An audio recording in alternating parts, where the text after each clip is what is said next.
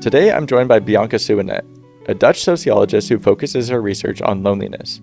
After reading her extremely compelling and relevant chapter titled Linking Life Course Theory to Multi-Level Explanations of Loneliness, I decided to reach out to her. She was kind enough to take time for a quick chat where we bonded over our Dutch heritage and our academic backgrounds in the humanities. And we decided that a full interview should be in store. That's what you're watching today. I learned so much from Bianca and thoroughly enjoyed our conversation, and I hope you do too. All right, today we have Bianca. Bianca, would you like to introduce yourself a little bit to everyone? Yeah, sure. Thank you, Spencer, also for the invitation. Of course. So I'm Bianca Suanet. I'm from the Netherlands, from Amsterdam. And I've been doing research on loneliness and social relationships for over the last 15 years.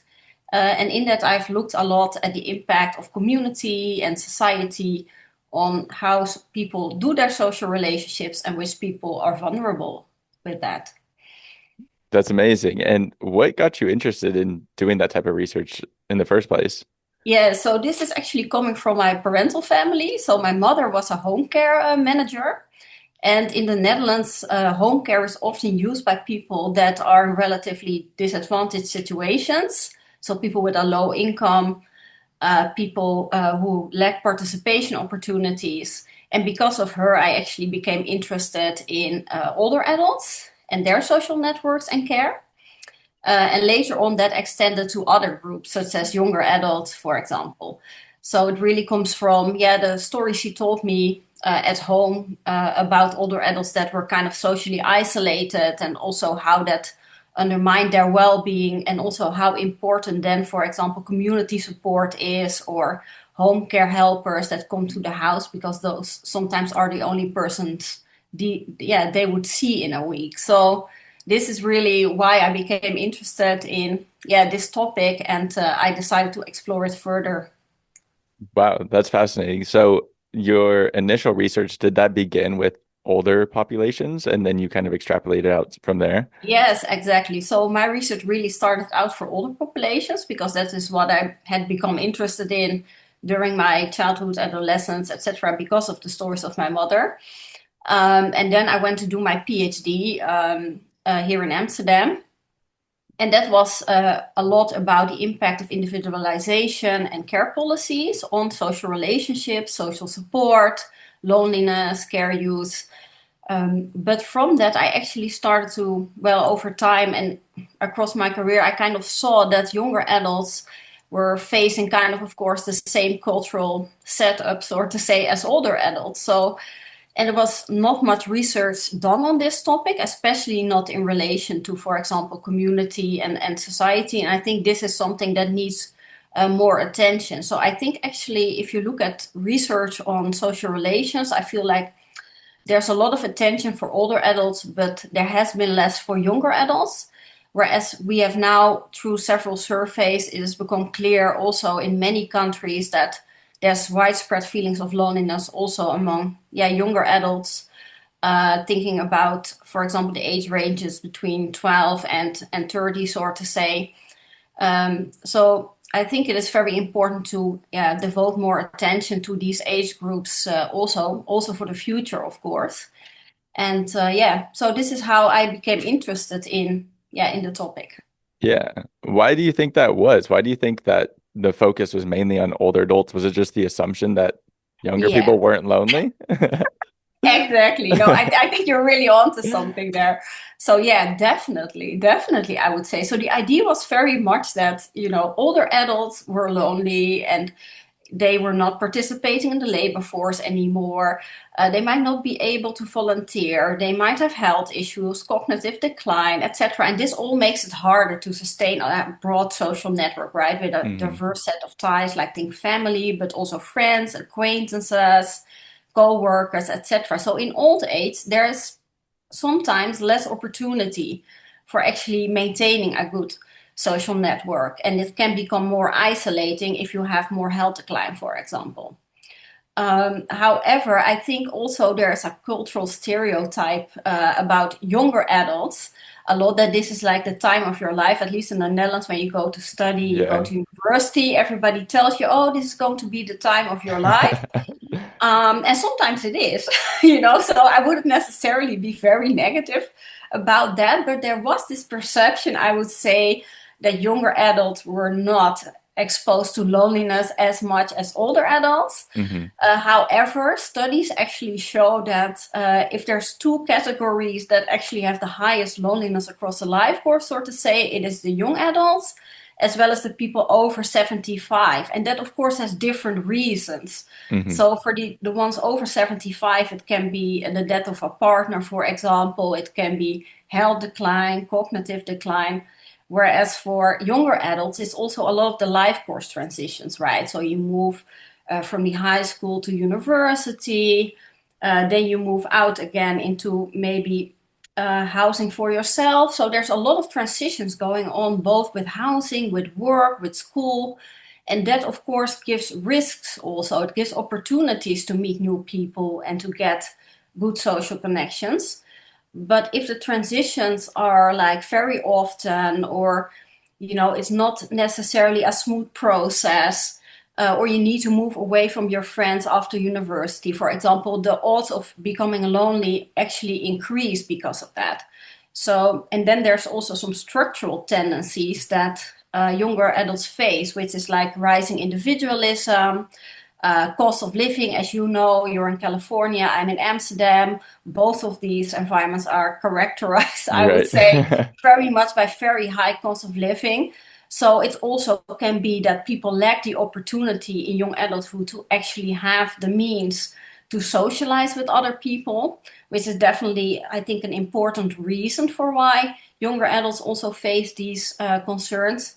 And another thing might be the performance culture. So there's a lot of emphasis on making your career, working long hours, and this can also undermine the amount of energy that you even have left for investing in your social relationships. So it's partly to do with the life course stage, I would say, for younger adults, but it also has to do with our society and how we deal with social relationships and the importance that we place on them. Right. Right. That makes sense. And between those two groups, the older adults and younger adults, kind of in these transitionary phases, how do the rates compare to each other? Is it pretty similar of I mean, the research differs a bit. It's really hard to compare with one type of. You need to kind of have one type of question that is asked to the same type of people all the right. time, and this is not what has been happening in the field, I would say. But what I can say is that at least for the young adults, there it's about 30 to 60% based on the questions that are being posed. And the same is true on the other side also of the spectrum of 75 plus. So those, I would say, have the largest Wow. percentages of lonely people in them. And that has to do with the life stages partly. And it also has to do, I think, with where societal changes impact most. So if there's something changing in society, this has the largest effect on people who are not yet in the labor market or are making the transition, who are now in the schools, etc. So policy has a very large effect also on people in the ages of 15 to 25, for example. So they also experience a lot of impact from that. There's also been research done that the events that happen between your 15th and 25th, for example, those have a very large imprint on your outlook, on your trust in people, in the opportunities that you see for yourself, etc. So if you think, for example, about COVID as an experience, but also now the increased cost of living, for that can really impact, how people perceive the world and the relative importance of social relationships, etc. Right. Okay. Yeah, it's interesting to see. I mean, those are huge rates between those age groups. That's I mean, not only is that concerning, but it's eye-opening at the same time because I think we touch a little bit on the stigmatization of the feeling of loneliness. And I think that if a lot of people realize that they're not the only one that's feeling this way, if it's a Yeah. from the statistics, it's a pretty large proportion of the population that's feeling lonely. Yeah, exactly. And all of these studies are showing high percentages. So I would say indeed stigma is one of the reasons also why it's not being discussed as much, right? So a lot of people in your environment might be experiencing it, but you might never know about it because people, well, they might post on social media only the things that they have done on the weekend that were nice. They will only post their gatherings. So the positive things are shared there a lot. At the same time, most people will be less likely to make a post and say like, oh yeah, it was a really bad weekend. I did not get to see anybody. Um, yeah, I'm kind of disappointed in my friends.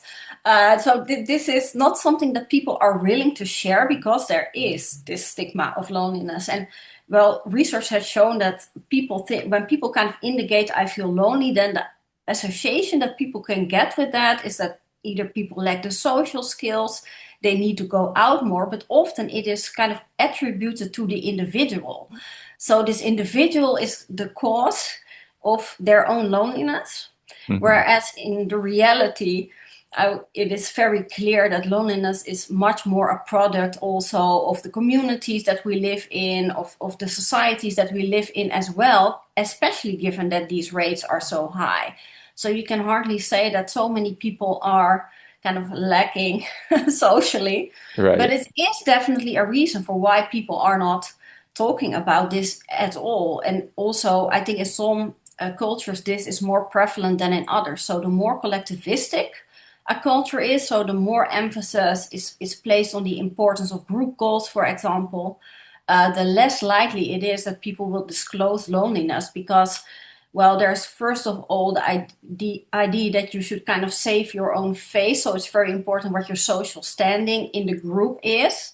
You should not be a burden to other people. That is another part of the stigmatization process, that why people actually decide not to talk about this.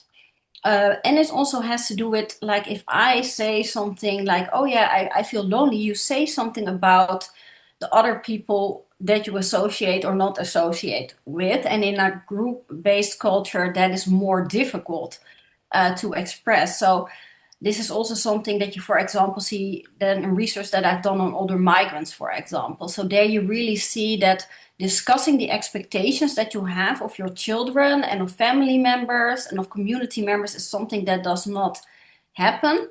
Whereas at the same time, there's a lot of disappointment, and that really contributes to this loneliness. And also, the children sometimes can't fulfill the obligations because, well, if you move to especially a Western country, there's often more individualist norms that are then being adopted also partly by the children, for example. So, but then these things are not kind of discussed, and that is one of the main reasons actually why you see an incredibly high percentage of older migrants that feel quite lonely. So stigma really plays a role in kind of not discussing the feelings that people have, and it really comes from an interaction from a society, like what is the view of older people, but also the individuals themselves don't want to bother other people. So there's many interactions, I would say, there between the societal level and how loneliness is viewed, especially also for younger adults, for example, because they might also be less likely to say like, okay, I experience loneliness, if your parents are telling you, oh yeah, if you study, that's the time of your life. So I think we also need to be kind of mindful about kind of projecting, even if we have a certain view on how a certain life stage is or how a certain group is. It is important to not kind of make assumptions because given these rates, there's lonely people in all groups for sure. Right. It almost creates a cycle at that point. It's like someone feels lonely because of the Yeah, society that they're in, and then they vocalize it. And then the society's like, well, what's wrong with you then? Like, why are you lonely? And it just perpetuates. And then if even if you move to a different country, it's just all of these variables just stack on one another. And okay, so what is a way then that we could I mean, the stigmatization seems like it's so deeply rooted depending on the culture and society and all these perspectives. What's a way that people can destigmatize within themselves once they acknowledge? Because I think a big issue yeah, is that people don't even realize that they're feeling lonely, what the feelings that they're feeling is loneliness. yeah, So once someone acknowledges, oh wow, I'm feeling lonely, yeah, what's a way that they can destigmatize that? Because I think sometimes we can just jump to, well, why am I feeling lonely? I have friends, I have family, I go to Yeah. parties, I'm in school, all of these different things. Like, what's wrong with me? So how can we destigmatize that on the individual level? Yeah, I think by realizing that loneliness is in no way like your own fault. It is an experience that you have and that many people actually experience, and is actually also productive in the sense that it signals to you that there's something in your social relationships or your community that is not really adequate for you. So either the quantity or the quality of the interactions and the relationships that you have with others is not sufficient. So in that sense, I think it is very important to also perceive it as, well, a warning signal or a wake up signal.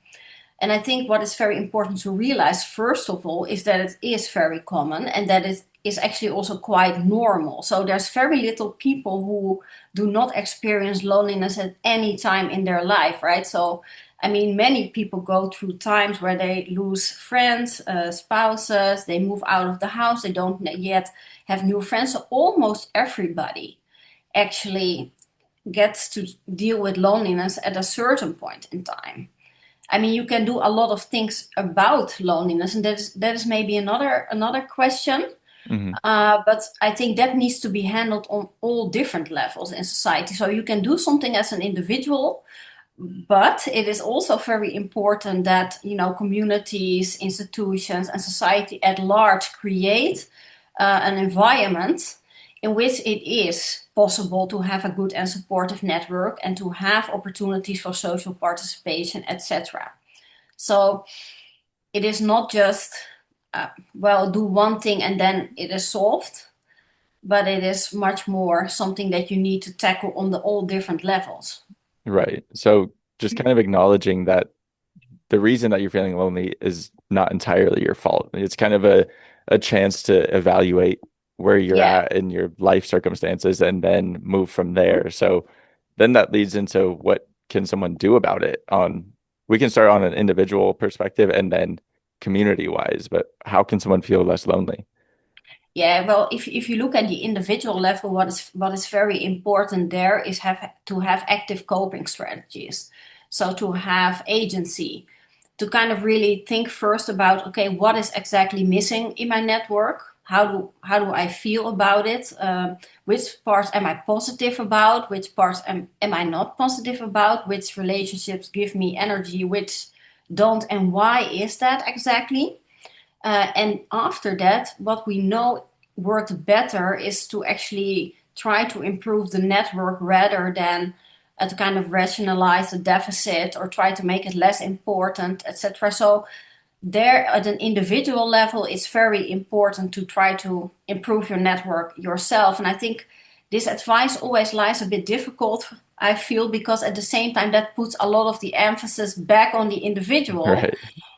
which is already in a bit of a difficult situation. So I feel like that advice only works partly, and also only works if you're in a situation where you have enough opportunities for participation, where you have enough means to participate, also, and where you actually, yeah, have enough ability to do so. So not all groups have that equally. And given the fact that that you can see that the inequalities in loneliness really kind of mirror broader inequalities in society. So people from minority backgrounds, with a low socioeconomic status, people with disabilities, they all have higher loneliness rates as well. So it's too easy to say, okay, you should just improve your network, because you kind of Right. put the responsibility back on the person, which heightens the stigma again, right? So there's a clear problem with only having an individual solution type of intervention. And what you see in the field from all of my studies, you see a lot of individual solutions being presented to people, actually mostly. Whereas I would argue there's also a lot of opportunity at the community level and at the societal level to actually tackle loneliness. And we actually can make that part of our daily lives more by integrating kind of interventions against loneliness, but also raising awareness of loneliness within institutions and like education, in workplaces, etc. So And it's very important because, loneliness, there has been research done shown like loneliness is just as deadly as smoking 15 cigarettes a day. Wow. So this really means that, if you also think about the public health and if you think about the well-being of a population, tackling loneliness is a very important thing to do also from a societal perspective. Yeah, it's a lot of people, obviously it's not a great feeling, but people don't realize how much of a toll it's taking on them health wise. I mean, equivalent to smoking Yeah. 15 cigarettes a day. Yes. Yeah. So, yeah, there has been research shown that this is the Wow. case. So, yeah, the odds of mortality are affected similarly And by smoking. how Yeah. does that show up? Does it show up in similar like in heart attacks or in Yeah, stroke or immortality rates, so death rates. right, So this is really significant. And in the Netherlands, for example, there has been a research showing that loneliness costs the government about, or also the care sector, about 2 billion a year in costs. So what happens is that lonely people tend to frequent more often services such as GPs, general practitioners, also become enrolled in social services.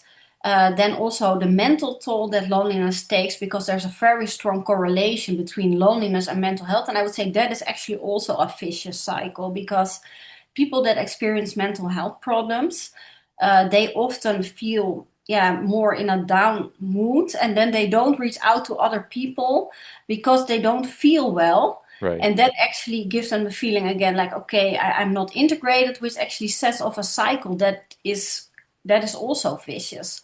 So loneliness and mental health are very strongly correlated, yeah, and that is also shown by research.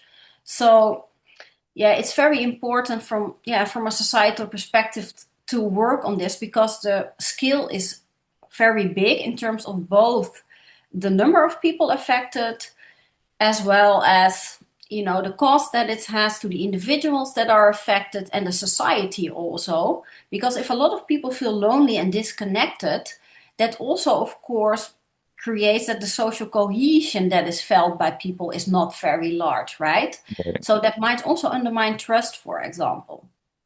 So it is on many levels, and the healthcare system. So I would say you need to tackle it at multiple levels, but also the benefits of doing so accrue to different levels in society. And it's very important to kind of realize that this is not just something that has an effect on individuals. right. And as you were saying that, I was kind of putting it all together because when we talk about the mortality rates around loneliness, it's like, oh, I'm so lonely I could die. Like, it's like people don't just drop dead of loneliness, but it's things like No. alcoholism and drug use and suicide Yeah, I and can. Yeah, yeah, exactly. There you're definitely. I think you're in the right direction. So one of the things that really plays a role is, of course, the stress that comes from being socially disconnected from others. So all humans have a need to be socially embedded, and it is something that I think is also instilled in our, yeah, in our evolution, even because you have better chances of survival with other people. And of course, if you have more people, some are good at one thing and others are good at another thing. So right, you have more opportunities and it feels better. We have a natural tendency to connect to others. So that is one thing. So the increased stress that is even, given by the loneliness itself. Then another thing is that if you go through, like, for example, stressful life events, so think about moving somewhere new, think about losing a partner, think about kind of moving across states. I'm just thinking of several things yeah, here. Then you are more likely to kind of not have the support that you need. So you kind of face these burdens by yourself. And that is something that creates also this additional stress, and you have less psychological resilience to deal with the things that life kind of throw at you. So it is very important for people to kind of have this feeling of support. We also know, for example, if you think about work pressure or these kind of things, these can kind of be buffered by having good social support, for example. So it is, it's heightening stress in itself, but it's also making it more difficult to deal with stressful situations in your life in general. Yeah, Yeah, absolutely. And I think that one thing like that I notice that kind of perpetuates all of this is the at least culturally, maybe it's on just on social media I see this, but in America, which is a hyper individualistic society, we kind of see this it's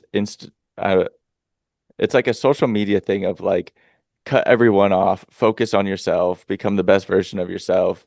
Like this become unrecognizable. It's kind of like, especially once the fall and yeah, winter months come around, it's just a weird thing. And maybe it's just something that I get fed like as a guy. I don't know what it is, but it's like yeah. spend the next 6 months by yourself. Don't talk to anyone. Yeah, this is, yeah, and I think this is an ongoing discussion right now also that you see, well, I was looking at a video on the financial diet the other day, and there they had this title like everyone wants a village, but no one wants to be a villager. Yes. And that really talked a lot about, self-care and how that actually also kind of gives off the signal that it's, yeah, you should mostly protect yourself from other people. So it also starts a bit from the presumption that you mostly need to shelter yourself from other people, and you need to focus on setting your boundaries and doing self-care, etc. However, it is just as important to be inviting to other Right. people and, to make connections. So I think there needs to be a balance between those two, because I think what's interesting, by the way, about individualization and loneliness is that what we usually see is that loneliness rates are not necessarily the highest in individualistic societies, and that has to do with lower expectations of relationships, but also more openness and more autonomy in relationships. So you can decide more how you kind of form and shape your relationships, which can be very positive. However, there's a point at which, like, individualization as like I'm only focusing on myself, yeah, there you kind of get a problem, because there you actually say, okay, I need to kind of protect myself predominantly rather than see other people also as something that can enrich your life, Right. which from the literature is very clear that that is actually the case. So if you can create a supportive network of people around you and you can contribute to your community, that is highly recommendable for social integration, for well-being, for the social cohesion in your community. So I think it is more like some kind of radical form of individualism that only focuses on, okay, self-care, but also maybe performance culture. So I think it is important to recognize that individualization in itself is not a bad process, but it should not be taken too far. Maybe we should take the positive from it, which is like recognizing that we all have different needs, and that we are all different people, and that we can kind of develop the relationships in the way that we prefer. But at the same time, it should not mean that the idea is like, okay, I'm going to withdraw myself for the next 6 months. I mean, there might be some people who, well, it exists that some people actually prefer that, but I would argue, given the loneliness rates, that this is not the case for the average Right. person. So my view would be definitely also invest as a person in your network and in your community. So definitely also reach out to other people, even though it feels a bit awkward or scary to talk to a person in a coffee shop or talk to the person who's sitting in the corner in a classroom at your university. It can always help to strike up the conversation and see where it leads. I mean, some interactions will grow into something more long term, but in other cases, you've also just made a conversation, and that in itself is already valuable to kind of recognize other people's presence and engage with them. So I think our culture could do more to emphasize that only over, yeah, self-care, and having a way more individualistic perception of self-care, because it's actually self-care to have connections with other people, right? Because that is how we started also, and said like, okay, it has such a positive impact, or yeah, on your health if you have these good supportive relationships. So it is actually self-care to also associate with other people and invest in that. Right. Yeah, I think sometimes the idea of self-care can kind of be further isolating, and some people kind of lean on this idea of self-care rather than acknowledging the things that they're feeling of like, oh, I'm not seeing my friends, like I'm protecting my peace, rather than evaluating the network that they do have and why they don't want to invest in that network. It And could, yeah, it could actually be in some cases that, I mean, if the network is not what people would like it to be, then I can imagine that kind of this, yeah, tendency is there, because then people feel like, okay, if I interact, it is a burden. right. And that actually heightens your loneliness a lot. So you need a lot more positive interactions for a few negative interactions. So it is very important to associate with people who are supportive and lift you up. So in that, I definitely understand if people have like these negative social relationships. Yeah, that is very detrimental to Hmm. loneliness and your well-being. So it's very important to look at the quality of the relationships that you have and think about, okay, if there's like two people in my network with whom I really feel this positive connection, should I not invest more in those relationships rather than to have this immense, yeah, cycle of friends around me that maybe is less good for me. So I think this also really depends on what your network looks like right now, and also what your preferences are. Hmm. But I think, negative relationships do take a toll. So that I think is important to mention, and also to be selective in the relationships that you have, but definitely invest in those relationships that really, yeah, are positive for you. And yeah, indeed, this self-care type of rhetoric, yeah, I've heard it a lot, of course, because I'm also on YouTube and social media, and i've Hmm. seen i've seen this a lot.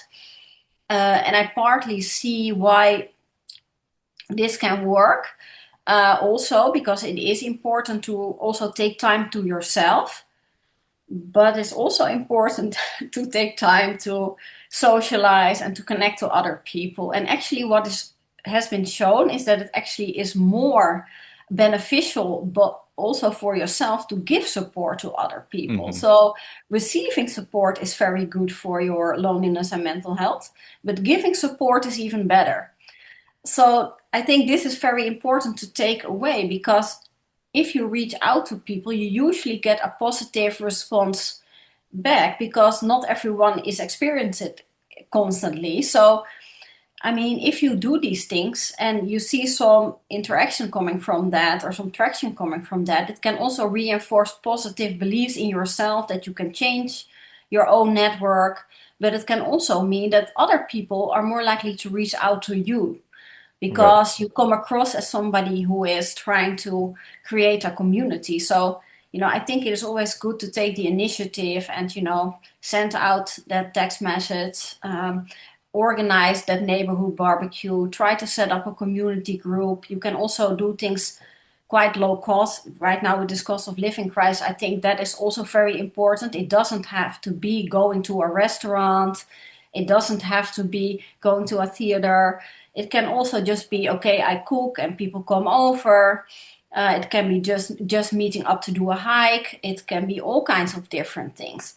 So I think that is also important to emphasize, because I think the focus is often on, activities that are relatively expensive for socialization, especially in younger generations. Also in my generation, millennial generation, you see that a lot. So I would say, yeah, there's a lot that you can do actually without spending a lot of money, but still kind of have the social benefits. Yeah.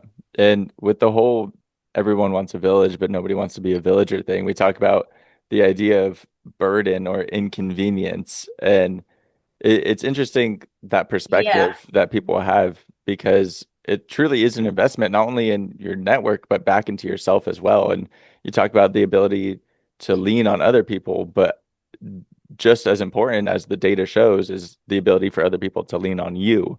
And we talk about exactly. building community, and people are like, well, how do I build community? And it's a huge Yeah, part of that is being able to show up as community for other people. A lot of people are like, ex- okay, how can I get help? How can I get help? But it's like, how can you help others? And as soon as that you're able to help others, yeah. you can receive the help as well. Yeah, I think this is a, a mutually reinforcing process, because if you give your support and help to other people, you organize things, you help your friend that just got out of the relationship, that just has had a mother that has become ill, then of course this relationship deepens, right? So people feel supported by you. They get the feeling, okay, there's someone out there who cares for me. That person then thinks, oh, this is a person I also want to, associate with and invest in. So the relationship deepens and you get emotionally closer together. And this is actually one of the things that really lowers loneliness. So to really have emotional closeness in relationships, like being able to share your concerns, being able to ask for advice without getting judged about what you say. So these things like are at the core of loneliness. It's not so much about having relationships in itself. It is a lot about what is the meaning of that relationship and how emotionally close and deep is it. And that takes time and investment. So, relationships that you've had over a very long time from a very young age, usually those relationships fulfill those criteria because they were built up over a long period of time. But it's important to realize that it also indeed does take effort to keep the relationship Right. going, and to invest in it is just as important. And also to think about what can you do for your community, because interestingly enough, if you take that approach, I think the odds of a person becoming socially integrated are much higher. And becoming less lonely, because once you associate with other people to kind of bring other people together, then as a byproduct you will also be Right. socially integrated.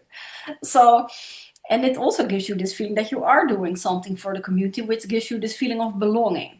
So it is very important to also think about, yeah, what can I do for my community rather than, or your network or your friends or your family. Yeah, Yeah, absolutely. definitely. And there's so many different ways to get involved in community, whether it's like even just going and participating in recreational sports, whether it's like a club Yeah, soccer team or volunteering, or there's so many different things. And one of the things that you talk about in your paper is as we were just talking about, is the quality of friendships, having these close relationships.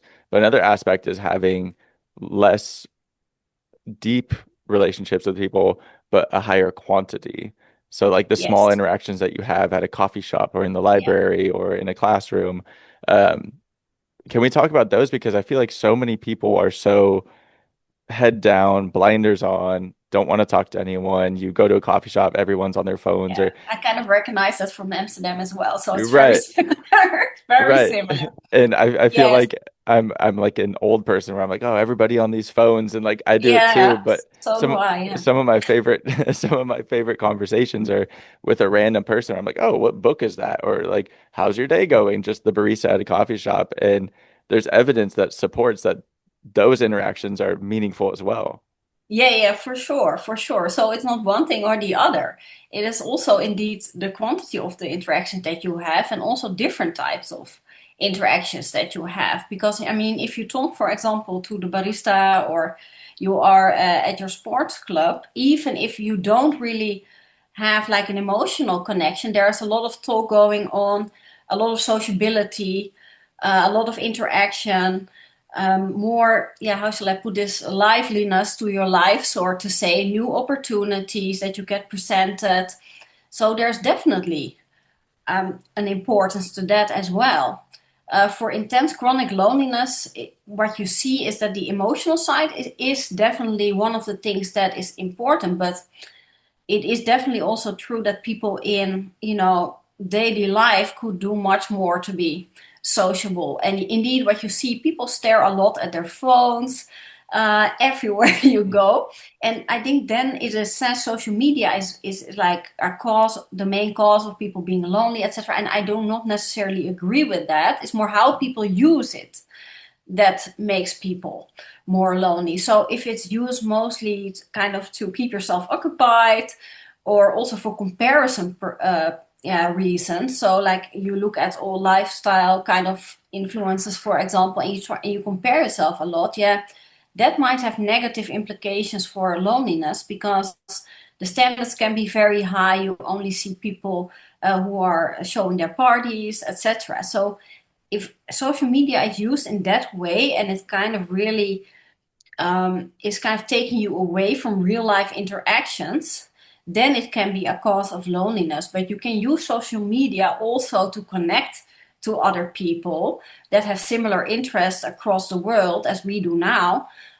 So I think this is very much also something that can be used to expand your network, but it can also be used to contact your friends. So it is not necessarily the main reason that people make it out to be for why people are all becoming lonely. But sitting on these phones in public, yeah, it does give a bit of this vibe of leave me leave me alone, Yeah.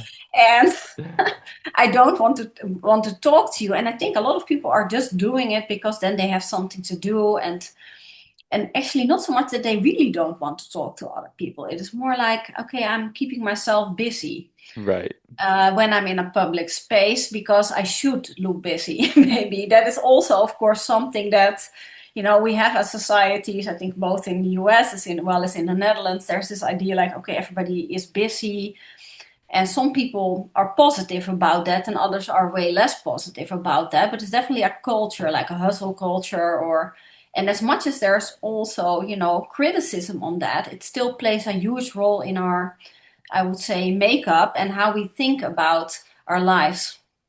Yeah, it kind of becomes a Yeah. piece of that cycle that we talk about of it's not Yeah. the cause of loneliness per se, but then people are feeling lonely, so then they sit on their phone in the coffee shop because they feel lonely, but then people don't talk to them because they're sitting on their phone in the coffee shop, and it perpetuates this cycle. Yeah, I think so. And I think there's also some things that can be done in the society to kind of counter that, right? So if you think about different institutions inside, think about education, for example. What is very important there is, for example, to have group work, to have mentoring programs with both student peers as well as teachers that kind of have social activities, but maybe also personal development. You can have awareness being raised about loneliness also within educational programs. So there, I really feel you can do a lot. And the same is true for workplaces. It's very important that inclusion is not just a phrase in a companies or institutions, a policy, but it's very important to enact it also and to have good onboarding, to make sure that there's cohesion within teams rather than a lot of competition, for example, that there's room for mental health support. So I think also within our institutions in society, we can do a lot. And also if you think about social service, make it accessible for everyone. Try to make it equitable, try to have culturally sensitive interventions for loneliness, but also for other social services.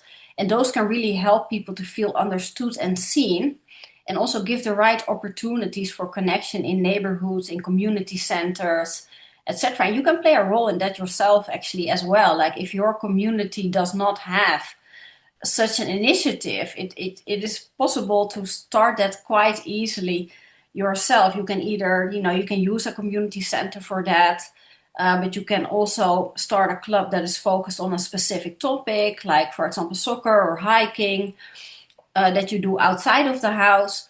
So I think there's definitely initiatives also there that we can do as communities that, but that do demand kind of an individual or at least a group of individuals, preferably taking the lead in that. But this is one way of really trying to, yeah, establish, sort of say, a society in which loneliness is automatically being prevented rather than that we now need to look for a cure. So I think this is also why younger adults, of course, are very important, because if at this stage of life, you don't build up the network, then later on this might actually accumulate in even more disadvantage, right? So because some of the relationships might not last, or so it's very important to think also to yourself, like, okay, yeah, what do I want from the relationships in my life, and how, and what do I really see moving forward also in that. But it is definitely also something that should be taken up at community levels, at local levels, and even also at national levels. And sometimes I have the feeling that I have more faith in individuals or in communities than I have in governments. Yeah. Um, so I think it's very important to also think to ourselves, what can we do as communities together, and to kind of focus on that at the moment. So yeah, that would be something I also want to give as a takeaway. Yeah. And I like what you said about kind of Yeah, facilitating environments where that's sort of the norm. Like I think back on my yeah, university classes and some of my best friends or favorite interactions that I think fondly of in university were just the people in class where it was like, hey, let's get a study group together and we all exchange phone numbers. exactly. And Yeah, I've had professors where like first day of class, everyone's feeling a little bit awkward. You don't know anyone in your classroom. And I've had professors that's like the four people around you, everybody exchange phone numbers, create a group chat right now. Like you do not have to be best friends because a lot of people don't want that. A lot of people don't want like that's friends to also be pressed fine. on them, Yeah, which is fine. But to know that you have people that you have this class with or coworkers, like if you start a new job and it's like, hey, we have this communication line, yeah, whatever it is, facilitating that environment where that's a norm yeah, in that culture, I think goes a long way. And I think yes, sometimes that I recognize my own bias because I'm such a social person that I will yeah, go out of my way to be like, hey, let's start a study group and I'll plan and do all of that, which I yeah, recognize is not yeah. necessarily the norm. But I think for other people, knowing that that's even an option to have something, I think that goes a long way. I think so, and there is definitely a lot of variability in what people do. But I think that if you talk about, for example, the professors or the managers in companies, I think there's a lot of focus on goal achievement, and like we should get all of the indicators, and we should, have all the criteria fulfilled, etc. But the human side sometimes of management as well as of teaching, for example, gets too little attention in the training of people and also in the culture. So I think it's very important to not only see it as economic growth in from a company, for example, but also like the social growth or the civic growth in society is just as important. So we should also think how within workplaces and within education we can actually create these environments, and that also demands that leadership is more, yeah, attuned to doing these things. Because me as a scientist, also when I teach, it's very important to kind of have your classes set up in such a way that people do interact, and that there are groups that are working together on topics like care or social relationships, also sometimes together with societal stakeholders.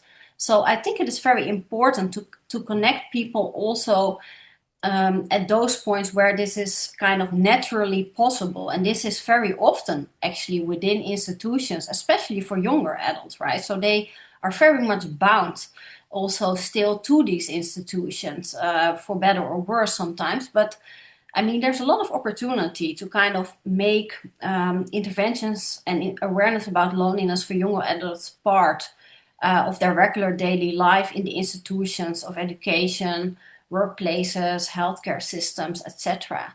And for older adults, this is sometimes harder, right? So because they are out of the labor force, so for them the healthcare might still work, but and also the community level is very important because of mobility. But I think for younger adults, there's so many opportunities to tackle this also within institutions. Yes. Right. And I think institutions and especially in the workplace is focused so much on the outcome, like you were Yeah, saying, of exactly. it's so goal Yeah. oriented, but a lot of the times they fail to realize that when you build a culture and the human side of it is thriving, the outcome is usually a lot better. Because if everyone feels lonely and Yes. isolated and hates their job, nothing's going to get done. But if everyone loves showing up to work and has something to lean on, you're probably going to see better results. But that gets pushed to the wayside because on paper, the numbers aren't there yet. No, exactly. I think that is also partly because it is difficult to show on the one hand, but I do believe that if there's more inclusion in the workplace, that also people's performance actually goes up because their motivation becomes better. They do not only have a reason to come to the office to perform their function, etc., and to kind of have an active contribution or also for financial reasons, but they also come there because of social reasons, right? And that actually is much better also in terms probably of retention of employees across longer period of times. I think that that is also something to consider, but also the output might actually become better if people are more socially integrated at work. It can be, well, a lot of people quit their jobs because of their bosses and because of their teams and not because of the content of the work. This is already known. So Right. I think this really also fits into that uh, category of findings that is already there, and people that feel more integrated perform better automatically and feel more connected to the company or to the institution that they work for. So I think there's definitely a question of leadership there. Absolutely. And do you think that ties into any relation between the shift in focus from, well, perhaps it's not a shift, but the emphasis on STEM, on science, technology, math, rather than humanities? Like it feels like humanities and social sciences have kind of been pushed to the wayside.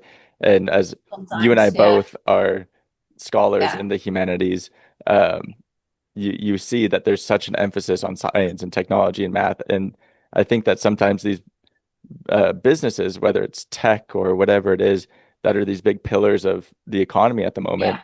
lack the humanitarian side of things. And I wonder how that all plays into one another. Yeah, and what I think is in general in society there has become a large emphasis on economic output, and also on technological advancement, but maybe not taking into account to the same extent the human costs and human well-being. And I think this is true for companies. This is true for places like tech. This is also true for public institutions that also tend to focus a lot, I would say, on economic output. So I think this is something that is in our society across the board at this point. There's a lot of output indicators everywhere, but this output mostly covers productivity and economic growth and not so much the well-being growth or the civic growth or other indicators that we could have for well-being that, well, what we know also is that these things are at least as important also for people. Right. So I think this also demands a bit of a culture shift. And I think to some extent we already see this because I think there is definitely a movement towards people questioning this current system in a way, to see what alternatives are there. And you also, especially among younger generations, also see a trend that people kind of say, okay, is this system functioning well, or do we want to have other values at the core of our society? And I think what we should do is kind of reevaluate how we see output versus process, for example, of how things come about, but also how people feel in that process and generating that output. Because I think people can generate a lot of output while feeling bad, but they might have better output feeling good, and it might also be a much more pleasant experience. So I think with, you saw that with the great resignation also that was going on during COVID. So Hmm. you definitely see a shift there in thinking about this, but I think it is in its beginning stages in a way because we have been under this system for quite a long time. At least I cannot remember anything else Right. than growing up in in this type of system. A more neoliberal system, I would say. So yeah, I think we do need to kind of go through that transition and kind of reevaluate the importance of social connections and of well-being and of health versus economic output. Yeah. Yeah, definitely. Like that's been one of my frustrations over the last few years when we see the rise of AI technology. And Yeah. in the United States, we have these businesses that are getting hundreds of billions of dollars in funding. And now they're estimating, I recently heard that Meta was estimating that they might overspend by $100 billion on data centers and GPUs and all of these things that they don't necessarily need, or there's not going to be any sort of advancement that's going to come from these tens to hundreds of billions of dollars. And my mind automatically goes to, they talk about this so carelessly when in the United States, $22 billion could be used to end homelessness. Yeah, And for sure. what would that do for the economy? What would that do for society? And Yeah. it's I yeah, that is yeah, that is I think also why in this chapter and also in my work I kind of often feel like, well, things are made an individual experience and they are experienced by individuals, but they have structural origins, Mhm. right? So it is a choice of us of a society, or at least of group segments of society, to invest more in data centers than it is in the, you know, the lives of people that are living on the fringes of society, for example, right? So this is very much a societal question on how we distribute resources and what is more important. Is it more important what the output looks like at the next stockholder meeting, or is it more important what is happening on the society as a whole? And I think that, you know, you cannot always, and that is kind of, I think, one of the more difficult things, is that you cannot always change everything. So it's not always possible to change, for example, these type of investments. But I think as a society we should have a discussion about, do we want the money to be spent in that way, or don't we want the money to be spent in that way? And actually, what parameters do we want to set for companies to kind of work in, but also, like, what do we favor as a society? And I think sometimes, especially in politically polarized climates, these discussions kind of go to the background because there's a Mhm. lot of distrust, actually, and the dialogue is not there, and it is very important to kind of keep on, how to say, talking about these issues across a wide range of political spectrums, also to kind of see, okay, where do we agree and where do we not agree? And as difficult as that is in polarized societies as we have in a lot of places in the US, but also I would say in Europe. So but it is very important to have these discussions as part of this cultural shift. Like, okay, what do we consider important as a society, and what do we want to invest in? And yeah, and it's Yeah. yeah, And I think that's starting to grow. I think that conversation is starting to yeah, grow. I think there's I more think so too. cohesion and sentiment towards, at least amongst the general population, there's more I of a think so too. realization of what's happening and the direction that we want it to take. And I hope that it's not too late. I try to remain optimistic. Um, Me but too. yeah, Me too. Like I said, I think people can do a lot themselves as well, especially if they unite and try to, you know, create a better community and society. There's a lot you can do, even if, you know, there might be more challenging or volatile circumstances. yeah, absolutely. So what could we take as the main takeaway, not only from your chapter, but this conversation, from everything that we've talked about in terms of loneliness in society and the individual and community? What Yeah, can people do to feel less lonely? yeah. So the main takeaway that is important to give is that even though loneliness is really experienced individually and it can be a painful experience, it is very much also a product of our communities, of our social structures and our cultures. And one way to really, yeah, lower loneliness is to look at how can we create communities and institutions and also broader societal structures that really make social integration more part of daily life and daily experience.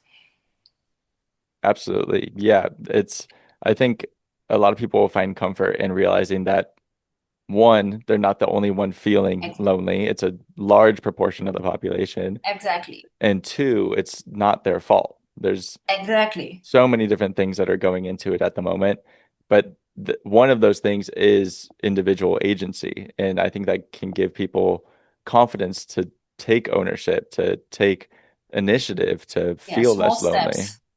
Yeah, so it's about taking small steps, you know, doing this one or two things, like phone one of your friends, go out and talk to one person, try to start one event in your community. It really doesn't have to always be incredibly big, because if you have a positive experience, it's known that your feeling of control, but also your agency, they tend to be reinforced. So you will feel better going out doing it next time. So it's also a process of building up confidence, etc. So it is something that you can definitely work on, and also together with other people. You don't necessarily need to do that all by yourself. Try to get other people involved in your efforts to create a community in your neighborhood, for example. Absolutely. And it can be done in person. It can be, I mean, we talked a little bit about social media, and social media, for all of the bad things and isolation that it Yeah, causes, it can also create a lot of community, especially for I would say so. people, that may be disabled and cannot go into the community or play sports or go on a hike or anything like that. It can serve as a great place. So taking those first steps, whether it's at a coffee shop or in your community volunteering or just reaching out to someone online, sending a message. There's so many little things that we can do in our daily lives to expand that our network and also deepen it as well. Yes. Awesome. Well, thank you so much, Bianca. I really appreciate you taking the time. Learned so much from you. Your paper, I really, really appreciate all of the time that you spent. And I think that people are going to get a lot from this conversation. So I really appreciate it. Yeah, thank you, Spencer, also for inviting me to the channel. I really appreciate you also for doing this work and reaching out to people with positive messages, and also for the conversation. So thanks a lot for Great. having me. Thank you. Thank you. I really appreciate that. And I hope you have a great rest of your evening. Yeah, you too. All right, thank you. A good day. Thank you.